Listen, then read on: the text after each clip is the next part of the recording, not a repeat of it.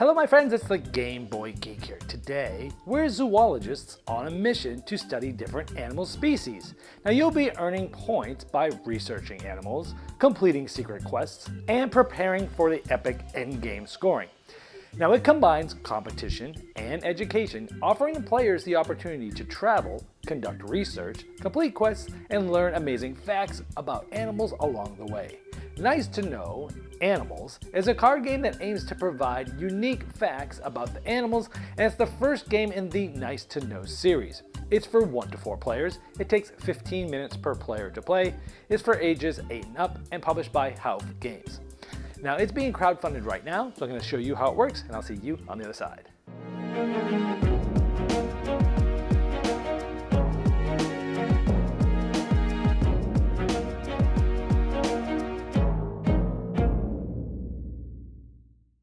This is a crowdfunding preview, so all the art and components you see here, they're not final. These are prototypes. To see all the most up-to-date art and components and the things available in different pledge levels, check the link in the description of this video. Now each player is going to be able to select a token to be them in the game that's going to be traveling around the map. You could be the western gorilla, the greater flamingo, the koala, the giant panda, king penguin, giraffe, the kangaroo, the zebra, caretta, lion, white rhinoceros, and sloth. And these actually act as a player aid for each player as well. And here's a closer look at all these different meeples that you get to pick which one you want to be.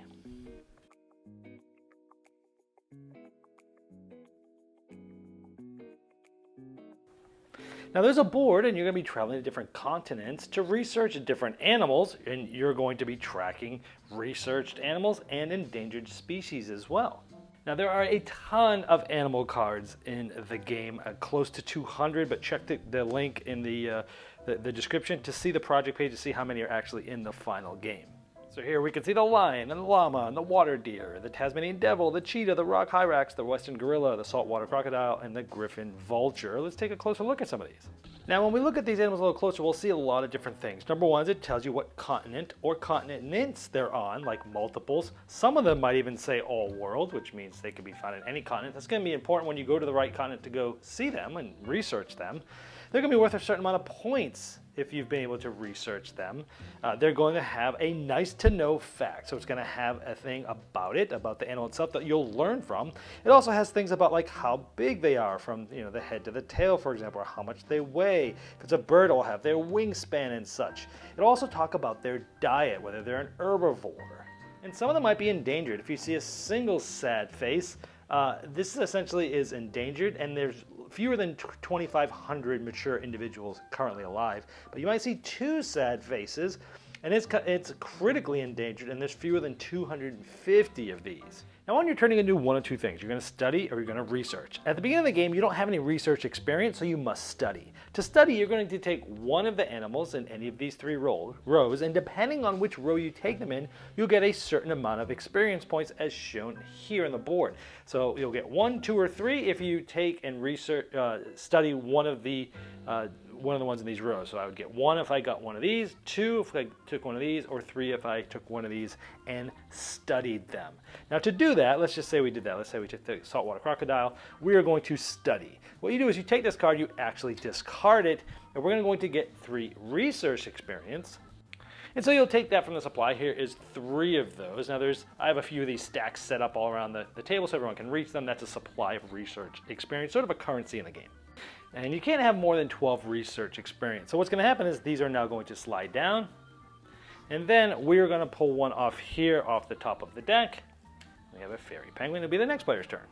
So again, on your turn, studying or researching. Studying gains you the research experience. Research, you're spending that research experience. And it will cost 1, 3, or 5 depending on whether you're researching the bottom row, middle row, or the top row.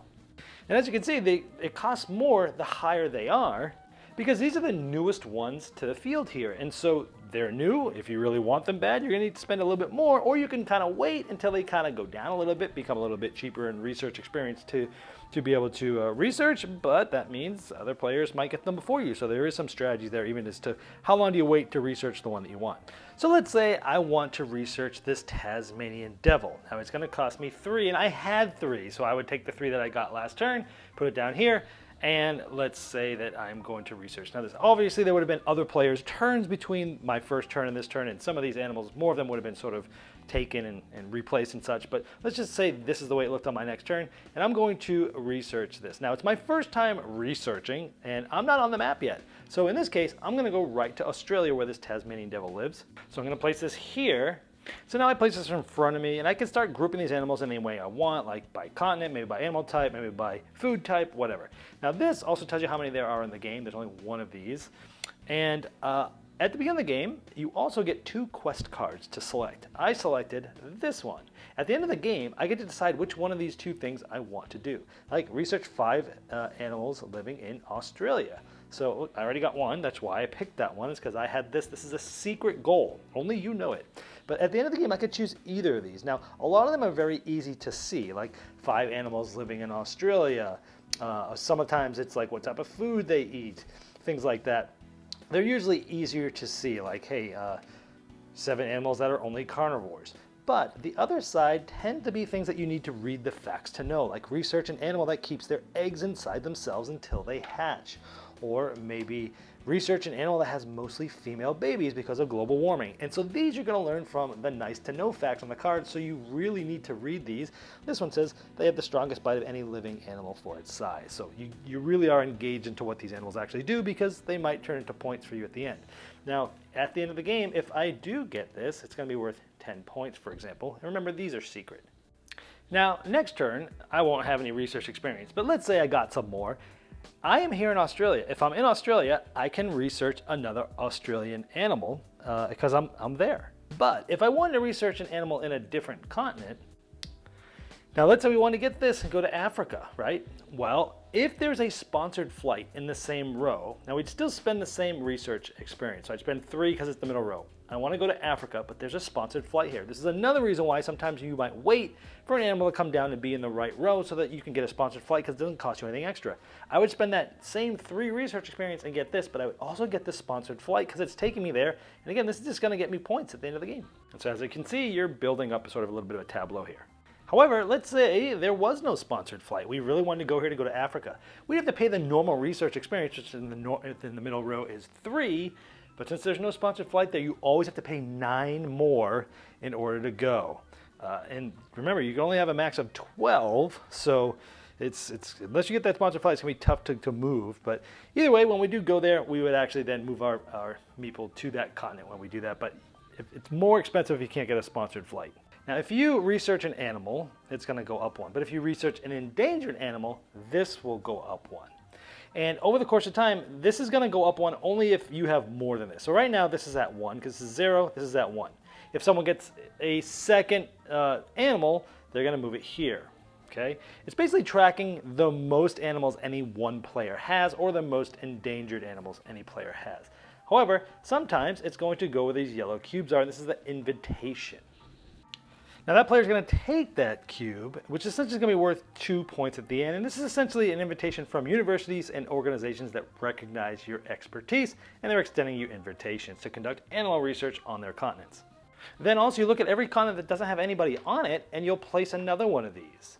And so then the first player to go there, or the next player to go to one of these continents to research an animal, they get to pick them up. But sometimes there'll be multiples of them because this phase triggers multiple times throughout the game. And you don't even have to use these cubes or this whole invitation phase if you're playing with kids, and you can also use a simpler scoring system at the end as well. And this will continue, players taking turns clockwise until one of 2 things happens. Either this animal research tracker goes all the way up to the 18th, meaning any one player has 18 animals, or if any one player has 5 endangered animals. That will end the game. Then you're going to go to scoring. There's a nice little scoreboard or score pad here. And you're going to be able to score one side of your quests. And you're saying, well, how do we get so many quests? Well, if you ever research the same animal twice, you get to pull 2 quests and keep 1. So you've got some planning going on. But you can only score at most 3 of your quests and only 1 side of those. And as you can see, there's many different goals. And there were certain points depending on which side you did. You're also going to be getting points for all the cards that you've gotten. You'll be getting 5 points, whoever has the most of these sponsored flight cards. Now remember, they're food, so we have herbivores, we have carnivores. Whoever has the most carnivores gets 5 points, whoever has the most herbivores gets 5 points. Now remember, there's also endangered. And some of the cards, as I showed earlier, have multiple. You cut up all your sad faces, which shows you the endangered sad face, and you'll get 3 points if you have the most of those. You'll also get 2 points for each of those invitation cubes you've got. Then players are going to group together all of the animals that they've researched, and this is sort of like a mini game within the end scoring. Now what I've done is I put them by continents. I have 2 in Africa, 2 in Australia. This one is South America. Again, if there's multiples, this one has to be in one of those 2. I said South America. This one is North America. Here, all world, could be anything. So this is my North America continent. Here I have Europe. Europe, I'm going to have this one be Europe. This one's going to be all world, so this is Europe. 2 in Antarctica, 2 in Asia. Now, if you have at least 2 in all 7 continents, you get 30 points. If you have them in 6, you get 20 points. If you have them in 5 continents, you get 15 points. But then, if you have the most in any of the continents, meaning more than everyone else, you get 5 additional points for every continent you have more than everyone else. And whoever has the most points at the end is the winner. If it's tied, the one with the most research experience points wins. If it's still tied, the one with the most cubes of those invitation certificates wins. If it's still tied, the most sponsored flight card wins. And if it's still tied, you share the victory. Now, if you play with kids, you can do simple scoring, which is you don't do any of that grouping at the end I just mentioned. You can do an unlimited amount of quests, but only the ones on the top, which is more about reading and learning about the cards. And if there's any ties for whoever has the most of things, then you split the points rounding up. Now, there are rules for a specific solo experience. I'm not going to go into the details of these. You can look these up on the crowdfunding campaign. But there are different levels, and you get these nice little stickers if you beat them if you beat the artificial animal in a certain way. Well, there you have nice to know animals. And as I showed in the overview, this game is for everyone. Families, kids, and it has a smooth game flow that's easy to learn. Now, it's not a trivia game, but a competitive way to learn facts about animals, with the endgame scoring being another game on its own. Now, all the cards have unique facts, and this is the first in the Nice to Know series, and there's many more games to follow, including Cosmos, Bacteria, Insects, Plants, SeaWorld, Dinosaurs, and Landmarks. Now, if you'd like to see the most up-to-date art and components and all the different pledge levels available, you can click the link below me, right in the description of this video. That's going to take you directly to the crowdfunding project page, and I'm sure that How Games would love your support.